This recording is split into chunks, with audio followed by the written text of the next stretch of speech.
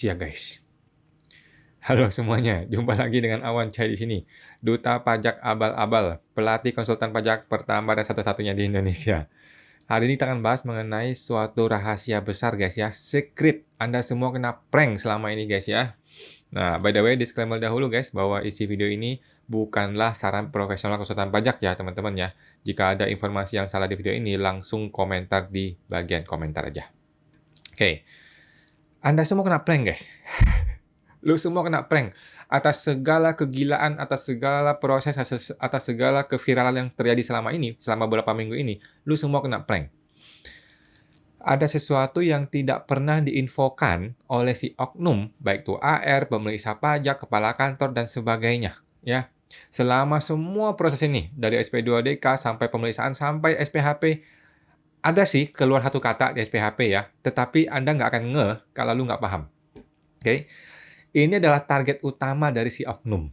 Oke, yang Anda semua tidak pahami, teman-teman ya. Dan gue sudah pernah janjikan bahwa gue akan bikin videonya ya. Videonya secret. Oke.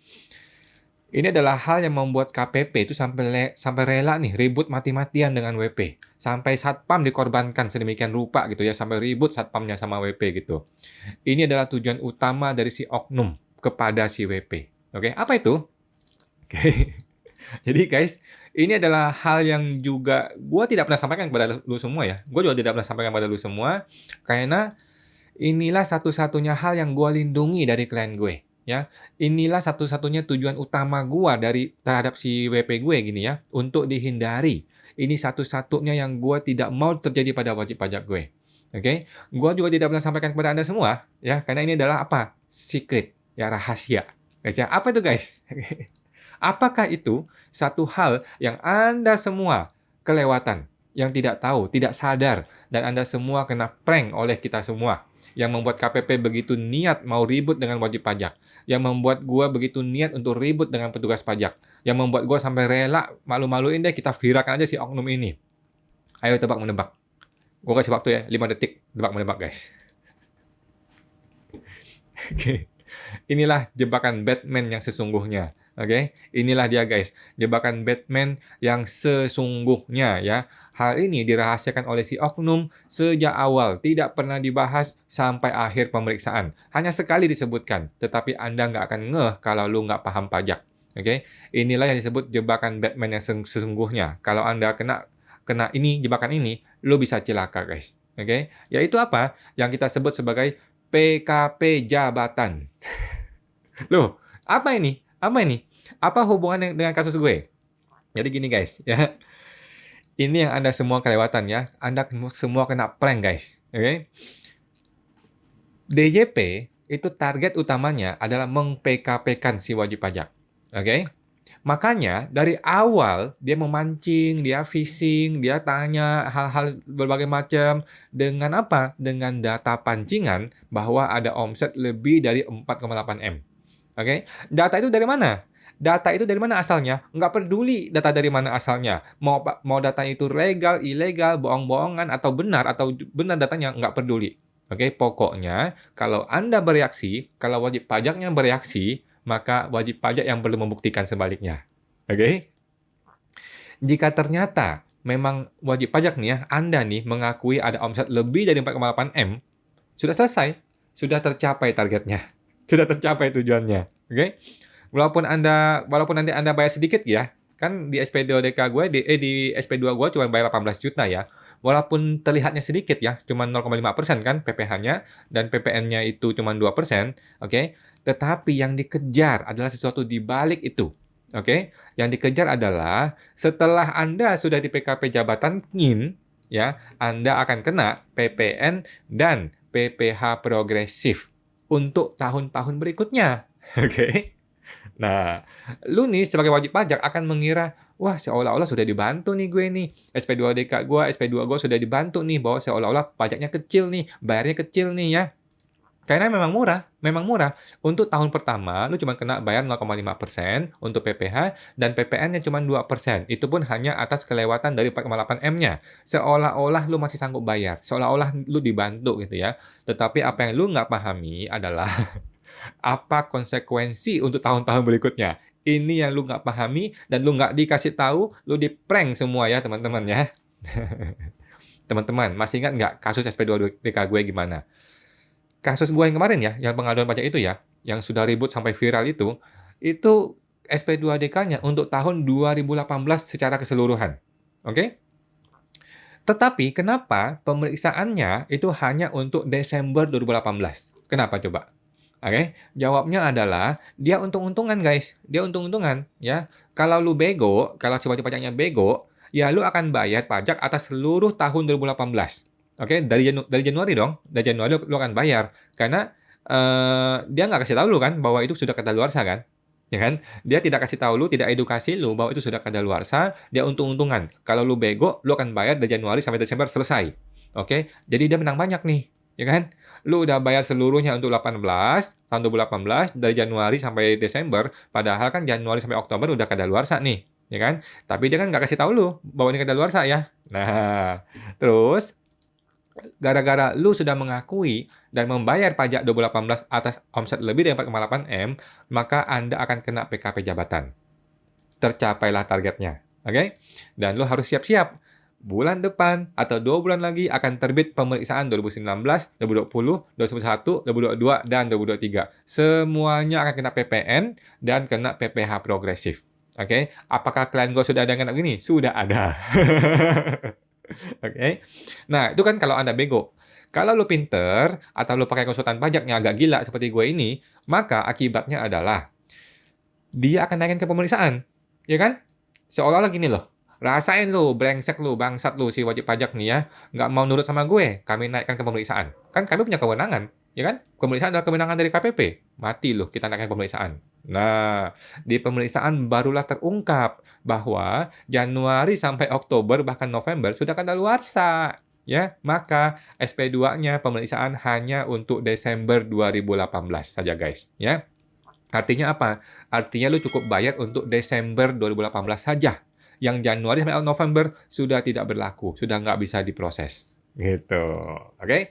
Nah, teman-teman, sampai di sini lu sudah paham ya? Lu sudah paham tujuan dari jebakan Batman ini. Oke? Targetnya bukanlah untuk lu suruh bayar pajak 2018, bukan. Targetnya adalah PKP jabatanin lu. Oke? Nah, sambil dia untung-untungan. Sambil untung-untungan. Bisa nggak nih dapat PPh dan PPN untuk 2018 sejak Januari? Gitu ya. Pokoknya, apapun yang terjadi, lu harus PKP jabatan. Itu targetnya. Oke? Jadi gambling aja, dia gambling aja nih.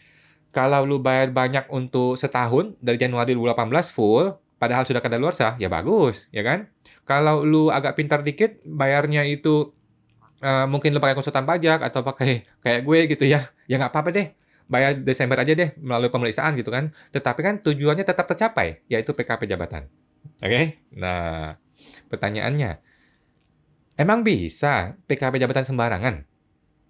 Ya kan? Lu mesti muncul dong di pertanyaan di kepala lu. Emang cilaka dong kalau gue sampai di PKP-kan secara jabatan. Jahat banget sih dia. Kan gitu kan? Lu mikir jahat banget dia kan gitu kan?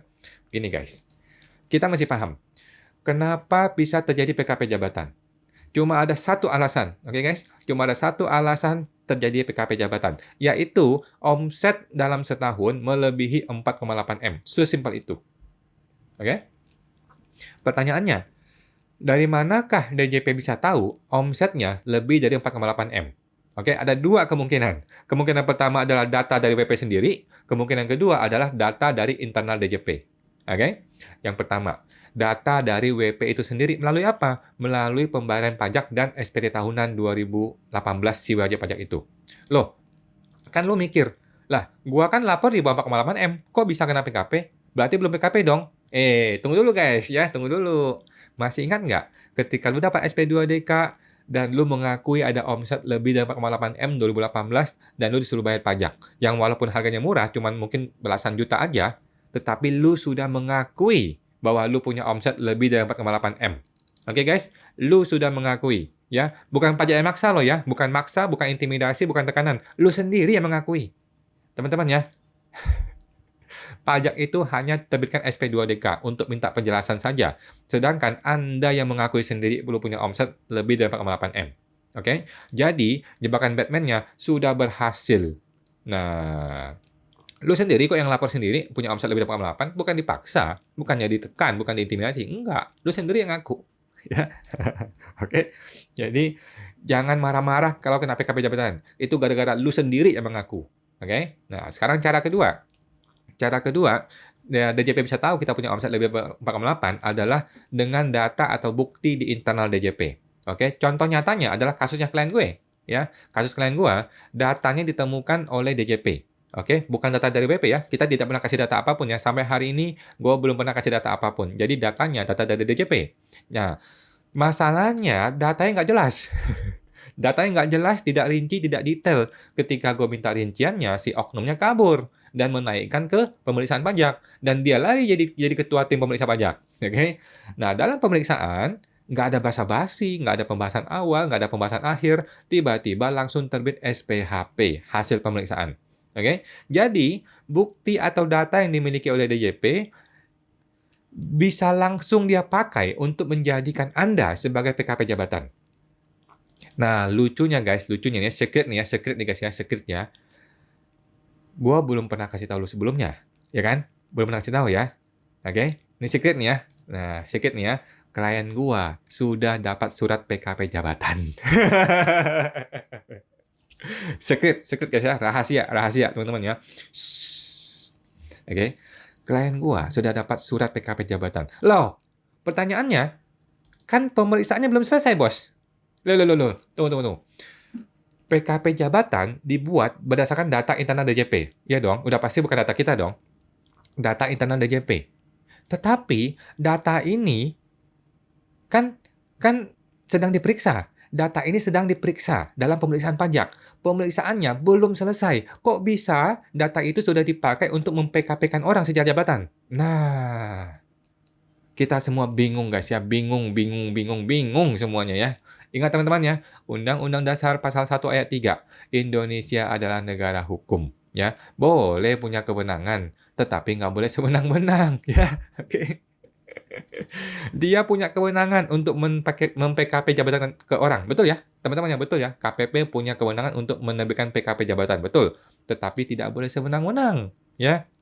PKP jabatan itu ada aturannya. Ada tata caranya. Oke. Sekarang pertanyaannya gini. Atas dasar apa dia terbitkan PKP jabatan atas klien gue ini? Pastilah karena bukti kan? Karena bukti yang punya omset lebih dari 4,8 M, ya kan? Masalahnya bukti ini belum diuji. Bukti ini sedang diuji. Melalui apa? Melalui pemeriksaan pajak. Nah, ini pemeriksaan belum selesai, Bos. Pemeriksaan ini belum selesai, Bos. Belum terbit SKP, belum ada SKP, belum teruji data itu benar atau tidak benar. Oke? Data itu, bukti itu belum memiliki kekuatan hukum tetap. Oke? Nah, kok bisa data bukti yang belum punya kekuatan hukum tetap, belum teruji oleh pemeriksaan resmi, sudah dipakai untuk menetapkan seseorang menjadi PKP jabatan? Ini negara mbah lu. Suka-suka lu bikin aturan atau gimana? Ya kan? Nah, ini jelas pelanggaran prosedur. Oke? Nah, ingat teman-teman ya, semua pejabat pajak punya kewenangan, tetapi tidak boleh sewenang-wenang, guys. Ya. Jadi, pertanyaannya, apa dasarnya dia menjadikan PKP jabatan terhadap klien gue ini? Apa dasarnya? Ini yang membingungkan, ya kan? Terpaksa nanti kita gugat ke pengadilan pajak, guys. Nggak ada solusi lain, ya. Negara sudah menyediakan tempat untuk menggugat, yaitu pengadilan pajak. Nggak ada solusi lain, guys. Ini negara hukum. Gue nggak bisa marah-marah ke KPP. Blah, ini gimana sih kok bisa ada PKP jabatan? Nggak bisa, guys. Kita nggak bisa marah-marah. Kita hanya bisa memviralkan dan kita tuntut ke pengadilan pajak. Oke? Nah, nanti kita lihat teman-teman di pengadilan ya. Nanti di pengadilan akan terbuka apa adanya. Apa sih dasar KPP Taman Sari menjadikan WP gue ini sebagai PKP jabatan? Dasarnya apa? Kan hasil pemeriksaan belum terjadi. Gitu? Oke guys, itu guys ya. Itu aja ya untuk hari ini, secret, rahasia. Oke, jebakan Batman yang Anda semua tidak pernah dikasih tahu dari awal. Oke, Anda semua kena prank guys. Rasain lu.